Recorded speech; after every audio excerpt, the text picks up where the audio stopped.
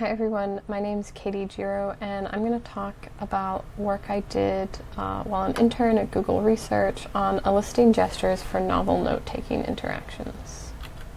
So this work is really interested in handwritten note-taking as a highly impactful use case of surface computing. Pen and paper note-taking still has a huge number of affordances and really just freedom that we don't have when we're using a keyboard and a mouse. And this is why people still use pen and paper across the board, even when they have digital note-taking options available. As we're seeing the adoption of tablets and styluses, we're starting to see some of this pen and paper note-taking move to surface computing. But what we're interested in this work is how we can give this handwritten note-taking some of the affordances of computing while retaining the freedom of pen and paper. In particular, we want to ask what are some gestures that will allow people to take complicated and awesome computing interactions without having to revert to a menu and kind of break the magic of the pen and paper experience. We call these gestures, and gestures are basically ways that allow interaction with digital ink without having to revert to menus. So here are 3 examples that are already supported by a lot of note-taking applications. You can circle text to select it, you can take selected text and drag it somewhere else on the screen, or you can mark over text to delete it. And so what's great about these, right, is they give us some of these good computing affordances, again, without requiring us to break away into menus or using a mouse or a keyboard or anything like that. So in this study, we looked at 8 different actions that people might want to take in a surface computing note-taking environment. 4 of these are pretty standard already, so selecting, deleting, and copying are generally pretty supported, though copy does tend to require a menu for most applications right now. And then we looked at 4 other kind of imagined potential things people might want to do in a note-taking environment. One is hide, so taking some text, bulleted text or a paragraph and hiding it under a title. Autocomplete, accept and reject, so imagining that we can do autocomplete with the handwriting of the user. How do they accept or reject those suggestions?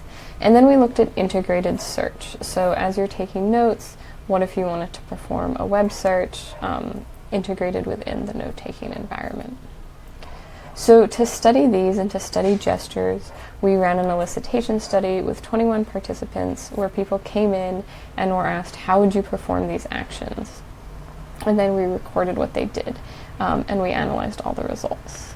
So our study setup looked a bit like this. The study was run remotely due to pandemic circumstances. Participants brought their own tablet and stylus, and they screen shared that. So that's what you're seeing on the left.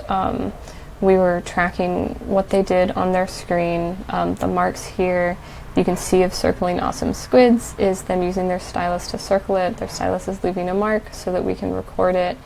And the gray circle indicates where they started their mark. But participants also had to come with a second computing device such that they could have a web camera pointed at their tablet, which is what you see on the right, so that we could actually see what they were doing with their hands, if they were using a stylus or a finger, etc. So one of the issues with elicitation studies generally is the legacy effect, where people tend to just want to do things in ways that they've done them before, and this can lead to less than interesting results. Partly for this reason, we had participants provide at least 3 gestures for each action. We had them do it with a stylus, with their finger, and then always come up with a 3rd way to do it. This makes our data a little bit messier than most elicitation studies. Sometimes people performed more than just 3, but it did allow us to collect some richer qualitative data as people were talking through their different options. It also turned out to be really important for this study because many participants really wanted to revert to a menu. They would say, oh, copy something, of course I select it, and then I go to a menu option. And so it became important to encourage participants to think, well, what if you didn't have to do a menu? What are some other ways that you could do it? So we did this, right, for our 8 actions, and this gave us like a huge data set of gestures that participants had come up with themselves. Now, instead of breaking down like exactly which gestures were most prevalent for which actions, I want to go over some of the kind of high-level themes that we saw out of this study, and if you're interested in kind of the details of which actions got which gestures, I encourage you to just read the paper where we also do some quantitative analysis to look at agreement levels and stuff like this. For now, I want to start by going over our 8 high-level gesture categories. They're here just in alphabetical order, so the top one is annotation, where participants made some kind of mark next to some selected text intended to make an action. So what you're seeing here, someone's drawing a question mark next to circled text as a way to ask the computer to perform a web search. Automatic refers to having a select gesture automatically perform an action, so this was common with copy, for instance. People thought, maybe whatever I select should just automatically be copied. Circling, which is a really common way to select text. Dragging to a certain part of the screen, so for instance, dragging to a clipboard hotspot, so you could copy things by putting them onto a clipboard, or dragging things off screen to delete them. Line is just any kind of time people put a line through the text. This was common for select, but also for delete, where some people distinguish between a left to right and a right to left line. Marking over text, common for delete. We had an other category, which kind of collected all kinds of other things people did. We had tap, so here you can see someone's tapping on an autocomplete to accept it, and write, or someone's writing over text as a way to reject autocomplete. So again, instead of going over exactly which actions aligned with which gestures, I want to talk about these 2 main mental models that people had when thinking about how the gestures were going to work. So on the left, we have the word processor model.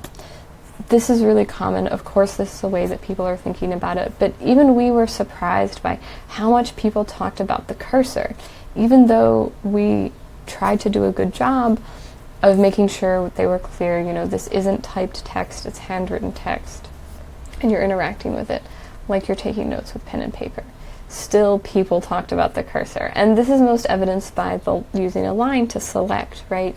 That's really a pretty unexpected way to select text, unless you're thinking about your stylus or your finger as a cursor, and you're moving the cursor across as a way to highlight and therefore select text. However, we think the word processor mental model is probably a legacy model that we're going to want to move away from. The whole point of handwritten note-taking is it has a lot of freedom and non-linearity that typing and word processors simply don't have, due to the nature of kind of things being discrete and everything being lined up. Again, it's not unexpected that this was a really strong mental model, but it is one that we think future applications are going to want to move away from. Now on the right, we have what we're calling the proofreading mark mental model. Now, very few people use this language, though one participant actually did, but by this, we're referring back to the way that editors, or graders perhaps, would use proofreading marks as ways to go over written text. It could be typed, but it could also be handwritten, and indicate different actions that need to be performed. So these are just examples from our study. These aren't like normal proofreading marks. You can see someone's drawing a G next to text to indicate Google search, someone's drawing a C to indicate copy, a check mark to accept, and an X to reject. And so you can see that the proofreading marks are basically ways to give an instruction to the computer and ask it to do something.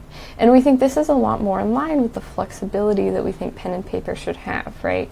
And it also seems like it's something that'll be pretty easy for people to pick up, in the same way that people who've done proofreading can easily pick up dozens of proofreading marks that mean specific things. So we hope you enjoyed learning a bit about our elicitation study. If you want to get into the details of exactly which gestures matched which actions, we encourage you to read the paper. Thank you so much for listening, and I hope you're all having a great day.